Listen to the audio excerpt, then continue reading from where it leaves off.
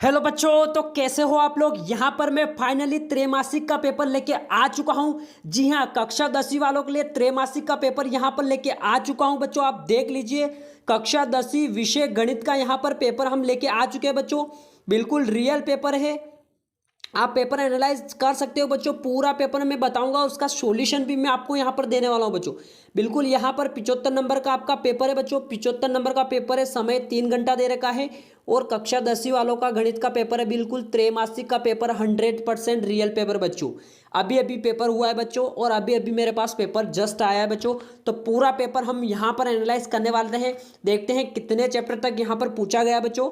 मैंने पूरा paper analyse किया बच्चों, कम से कम 6 चैप्टर आपके पूछे गए बच्चों। ठीक है, तो आइए शुरू करते हैं बच्चों।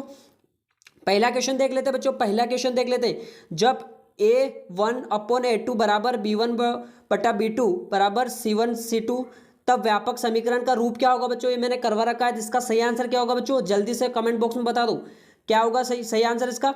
अपरिमित रूप से अनेक होल, क्वेश्चन नंबर ये वाला डी वाला आंसर आपका सही होगा बच्चों। ठीक है, नेक्स्ट क्या है बच्चों आपका, नेक्स्ट देख लीजिए बच्चों। आपका नेक्स्ट नेक्स्ट क्या है, एपी समांतर श्रेणी दे रखी बच्चों आपको। ठीक है, समांतर श्रेणी क्या है, देखो क्वेश्चन नंबर दूसरा में 10 7 4 का 10वां पद पूछ रहा है बच्चों। तो ये माइनस हो रही है, तो इसका सही आंसर क्या होगा बच्चों, -17। ठीक है, -17 इसका सही आंसर होगा। नेक्स्ट देख लेते बच्चों। नेक्स्ट देख लेते बच्चों, आप आंसर साथ में लिखते जाना बच्चों। ठीक है, यहाँ पर नेक्स्ट क्वेश्चन देखो। यदि ए और बी द्विघात समीकरण ax² प्लस bx प्लस सी के शून्य के, तो अल्फा प्लस बीटा का मान क्या होगा बच्चों। बिल्कुल सही आंसर है आपका, बिल्कुल बिल्कुल -b/a। ठीक है, मैंने करवा रखा ये क्वेश्चन। ठीक है, जब अल्फा प्लस बीटा पूछे तो -b/a सही है आपका। और जब वो गुणनफल पूछ ले, अल्फा इंटू बीटा पूछे, तो क्या होगा बच्चों, c/a होता है बच्चों आपका। ठीक है, नेक्स्ट देख लेते हैं। क्वेश्चन नंबर 4 देखो बच्चों। एचसीएफ दे रखा है 91 21 है, सॉरी इसका एचसीएफ हमें निकालना बच्चों। तो इसमें क्या है, ये क्वेश्चन गलत छप गया बच्चों। क्वेश्चन सही है लेकिन आंसर इसमें छपा नहीं बच्चों, क्योंकि इसका एचसीएफ जो होगा बच्चों वो 7 आ रहा है। इसका एचसीएफ कितना आ रहा है, 7, और ऑप्शन में 7 है नहीं। ठीक है, तो ये क्वेश्चन अभी रहने दो आप। ठीक है, नेक्स्ट देख लेते हैं बच्चों। नीचे आते हैं, फिर नीचे आएंगे बच्चों। यहाँ पर क्वेश्चन नंबर 5 देखना है आपको। क्वेश्चन नंबर 5, ठीक है, क्वेश्चन नंबर 5। यदि दो रेखा एक दूसरे को प्रतिच्छेद करती है तो उनका हल क्या होगा बच्चों, तो उनका हल क्या होगा, अद्वितीय हल होगा। इसका सही आंसर होगा ए वाला। ठीक है, अद्वितीय हल, इसका ए वाला आंसर सही है, बिल्कुल अद्वितीय हल। ठीक है, नेक्स्ट देख लेते हैं। क्वेश्चन नंबर 6 देखो, ये वाला। ठीक है, द्विघात समीकरण क्या दे रखी, x² - 4x + 4 बराबर 0 के वेक्तकार का मान क्या होगा बच्चों, तो इसका मान होगा बच्चों 0। ठीक है, ऑप्शन में देख लेना आप 0। ठीक है, यहाँ पर बता देता हूँ मैं आपको ऑप्शन में, ये 0 इसका मान है बच्चों। ठीक है, क्या है बच्चों, इसका मान 0 होगा बच्चों। ठीक है, नेक्स्ट देख लेते हैं। यहाँ पर नेक्स्ट क्या है, क्वेश्चन नंबर 2 देख लो बच्चों। क्वेश्चन नंबर 2, रिक्त स्थान की पूर्ति करनी। तो सारे रिक्त स्थान आप लिख लेना, मैं बोल रहा हूँ। देखो पहले का है बच्चों, एक द्विघात समीकरण ax² plus bx plus c बराबर 0 का कोई भी वास्तविक मूल नहीं होगा यदि, क्या होगा इसका सही आंसर, b²। यहाँ पर इसका आंसर होगा b² किससे छोटा होगा, जब 4ac से होगा, 4ac। ठीक है, इसका सही आंसर ये आप लिख लेना बच्चों, b²। और ये छोटे का चिन्ह है किससे, b² से, सॉरी b² से बड़ा कौन जाएगा, 4ac हो जाएगा। तो इसका पहले का आंसर ये आप लिख लेना। ठीक है, नोट डाउन कर लेना। दूसरा क्या है, समीकरण 3x² - 2x + 1/2 बराबर 0 का व्यक्तकर क्या होगा बच्चों, इसका व्यक्तकर होगा बच्चों 0 होगा। इसका व्यक्तकर होगा बच्चों 0 होगा। ठीक है, नेक्स्ट क्वेश्चन देखते हैं बच्चों। क्वेश्चन नंबर 3 देख लो। Question number 3 next. ठीक है, इसका समांतर श्रेणी में सार्वअंतर हमको बताना बच्चों। क्वेश्चन नंबर 3 में समांतर श्रेणी दे रखी है आपको, इसका सार्वअंतर हमें बताना है। इसका सार्वअंतर हो जाएगा -1। ठीक है, -1। ठीक है, नेक्स्ट क्वेश्चन क्या है, क्वेश्चन नंबर 4।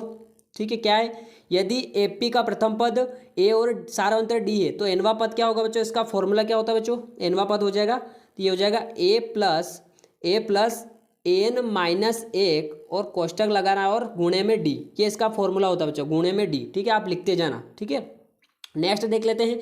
दो घात वाले बहुपद को हम क्या बोलेंगे बच्चों, द्विघात बहुपद। ठीक है, क्या बोलते हैं बच्चों, द्विघात। ठीक है, द्विघात बहुपद हम बोलते हैं जिनके 2 घात होती है। ठीक है, नेक्स्ट क्या है, समीकरण x + y बराबर कितना है 8 में यदि x का मान कितना है 3 है तो y का मान क्या होगा बच्चों, तो y का मान क्या होगा बच्चों, आपका 5 हो जाएगा। ठीक है, नेक्स्ट क्वेश्चन देख लेते हैं बच्चों, सत्य असत्य देख लेते हैं बच्चों।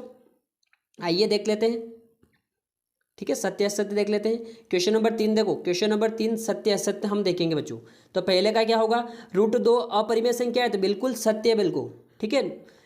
क्वेश्चन नंबर दूसरा देखो, कोई बहुपद जिसकी घात 3 हो उसके अधिकतम 2 शून्य के, देखो बच्चों क्या पूछ रहा है, जिसकी घात 3 हो उसके अधिकतम 2 शून्य के, बिल्कुल सत्य है, ठीक है। नेक्स्ट क्या है, द्विघात समीकरण के मूल ज्ञात करने का सूत्र श्री धराचार्य जी ने दिया, बिल्कुल सत्य। नेक्स्ट क्या है, समांतर श्रेणी एपी में पद हमेशा बढ़ते क्रम में होते हैं, ऐसा कुछ नहीं है, छोटा बड़ा भी होता है, तो ये हो जाएगा आपका असत्य, ठीक है। क्वेश्चन नंबर 5वां देखो, सभी वर्ग समरूप होते हैं, बिल्कुल सत्य।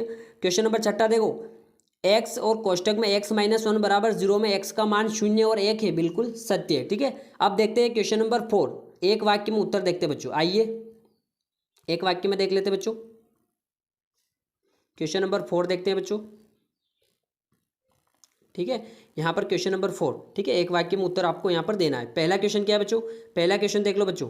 पहला क्वेश्चन, समांतर श्रेणी का व्यापक रूप क्या होगा बच्चों, समांतर श्रेणी का व्यापक रूप, इसका सूत्र क्या होता है बच्चों, समांतर श्रेणी वाला तो क्या होता है बच्चों, ये होता है a प्लस, फिर होता है a प्लस d, फिर क्या होता है बच्चों a प्लस 2d, ऐसे बढ़ता चलता है 2d, ठीक है, ऐसे चलता जाता है। ये आप समांतर श्रेणी का व्यापक रूप है बच्चों, ठीक है।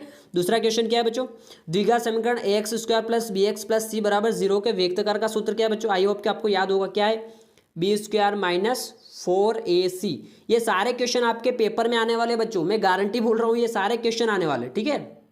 नेक्स्ट क्या है, क्वेश्चन नंबर 3 क्या है बच्चों आपका, x प्लस 1 का होल स्क्वायर बराबर 2, x माइनस 3 एक द्विघात समीकरण है, तो बिल्कुल ये हो जाएगा आपका, नहीं होगा, एक द्विघात समीकरण है। तो बच्चों देखो द्विघात समीकरण क्या होती है, जिनकी घात 2 होती है, तो यहाँ पर क्या है बच्चों, 2 घात लगी हुई, तो ये द्विघात समीकरण है आपका बच्चों, ठीक है। नेक्स्ट क्वेश्चन नंबर 4 क्या है बच्चों, √2 और फिर 2 का अगला पद क्या होगा बच्चों, इसका अगला पद होगा -2 √2, ठीक है, -2 और ये रूट में रहेगा, ठीक है। नेक्स्ट क्या है बच्चों, नेक्स्ट क्वेश्चन नंबर 5 देखो, दिए गए ग्राफ में शून्यकों की संख्या आपको बतानी बच्चों, ठीक है। यहाँ पर x होगा बच्चों, ये छप गया गलत से, ठीक है। तो x के कितने कट रहे हैं बच्चों, 1 कट रहा है, तो x का यहाँ पर 1 शून्य हो जाएगा और y का भी बच्चों 1 हो जाएगा, दोनों के 1 शून्य यहाँ पर है बच्चों, ठीक है। नेक्स्ट देख लेते हैं, नेक्स्ट क्वेश्चन नंबर 6 देखो बच्चों, क्वेश्चन नंबर 6 हमारा, दी गई एपी का प्रथम पद और सार्वंतर बताना आपको, ठीक है। ये आपको श्रेणी दे रखी है, इसका सार्वंतर कितना बच्चों, तो इसका सार्वंतर बता दो मुझको, इसका सार्वंतर होगा बच्चों -2, ठीक है। अब आते हैं बच्चों सही जोड़ी पे, ठीक है, सही जोड़ी पे, यहाँ पर सही जोड़ी क्वेश्चन नंबर 5 आपका सही जोड़ी देख लीजिए, बहुत ही इंपॉर्टेंट है, सही जोड़ी भी देख लो। शून्यकों का योग क्या होता है बच्चों, शून्यकों का योग क्या होता है, ये वाला, ठीक है, ये इसका पहला का आंसर, -b/a, शून्यकों का गुणनफल ये वाला होता है। 2 भिन्न वास्तविक मूल होंगे, तीसरे का तीसरा ही है, 2 बराबर वास्तविक मूल, चौथे का चौथा, और कर्ण सबसे बड़ी भुजा कब होती है, जब समकोण त्रिभुज में होती है, ठीक है, और त्रिभुज समरूप होते हैं, समबाहु त्रिभुज समरूप होते हैं। मैंने एक क्वेश्चन करवा रखा बच्चों, ठीक है, सही जोड़ी आपको अच्छे से समझ में आ गई होगी। अब आते हैं क्वेश्चन नंबर 6 में बच्चों, ठीक है, क्वेश्चन नंबर 6 देख लेते हैं, ठीक है। यहाँ पर सही जोड़ी कंप्लीट हो गई हमारी। अब यहाँ पर क्या क्या क्वेश्चन पूछा गया, देखो क्वेश्चन नंबर 6 देखो आपका, अभाज्य गुणनफल 6, 20 का एलसीएम एचसीएफ ज्ञात करना, ये क्वेश्चन आपके पेपर में 100% छपेगा बच्चों, ठीक है। क्वेश्चन नंबर 7 भी देख लो, ये भी छपने वाला है। क्वेश्चन नंबर 8 देखो बच्चों, द्विघात बहुपद क्या दे रखा है, x प्लस 7x प्लस 10 के शून्य ज्ञात किए, सारे क्वेश्चन मैंने करवा रखे बच्चों, ठीक है, और सारे मैंने अभी टॉप 30 में सारे क्वेश्चन आ गए बच्चों आपके, ठीक है। क्वेश्चन नंबर 9 भी आपका द्विघात समीकरण, इसमें -3 और 2 का आपको ये दे रखा है, शून्यकों का योग और गुणनफल, आपको बहुपद ज्ञात करना है, तो ये भी इजी है बच्चों, आराम से हो जाएगा, ये भी मैंने करवा रखा है बच्चों, ठीक है। नेक्स्ट क्या है, अभाज्य गुणनखंड विधि से 10वां क्वेश्चन देखो, इसके मूल आपको ज्ञात करना है। ये क्वेश्चन मैंने करवाया था और मैंने बोला था ये क्वेश्चन 100% एग्जाम में आने वाला है और यहाँ पर पूछ लिया गया बच्चों, ठीक है। क्वेश्चन नंबर 11 देखो, क्वेश्चन नंबर 11 में आपको पाइथागोरस की प्रमेय लिखनी है बच्चों, तो ये क्वेश्चन आपको जरूर करना है, पाइथागोरस की प्रमेय और थेल्स प्रमेय याद कर लेना बच्चों, ठीक है। क्वेश्चन नंबर 13 देखो, समांतर श्रेणी का 10वां पद आपको ज्ञात करना है, ठीक है। क्वेश्चन नंबर 14, x² - 3 के शून्य की, क्वेश्चन भी करवा रखा मैंने, ठीक है। क्वेश्चन नंबर 15 देखो, क्वेश्चन नंबर 15 देख लो बच्चों, यहाँ पर ये वाला, ठीक है। आपको 2q का रूप का होता था, प्रत्येक विषम पूर्णांक 2q प्लस q का आपका जो q, ठीक है। क्वेश्चन नंबर, ये चैप्टर फर्स्ट का क्वेश्चन है बच्चों, ठीक है। क्वेश्चन नंबर 16 देख लो, 140 का अभाज्य गुणनफल रूप में व्यक्त आपको करना है, यानी कि 140 का एलसीएम आपको निकालना है और गुणनफल उनके लिखने हैं। ठीक है, नेक्स्ट क्वेश्चन देख लेते हैं बच्चों। ठीक है, नेक्स्ट क्वेश्चन क्या बचे आपके, यहाँ से क्वेश्चन नंबर 17 देख लो बच्चों। ठीक है, क्वेश्चन नंबर 17 देख लो बच्चों यहाँ पर। ठीक है, क्वेश्चन नंबर 17 है आपका ये वाला। ठीक है, द्विघात बहुपद आपको यहाँ पर शून्य ज्ञात करने इस बहुपद के, ये भी मैंने करवा रखा बच्चों, जो जो मैंने बताया सारे यहाँ पर छप गए बच्चों। ठीक है, क्वेश्चन नंबर 18 देख लो, ये वाला भी बता रखा मैंने, 6, 72, 120 का एचसीएफ एलसीएम आपको ज्ञात करना है, ये भी बता रखा है। ठीक है, नेक्स्ट क्वेश्चन देख लेते हैं इसी के, क्वेश्चन नंबर 19 देख लो।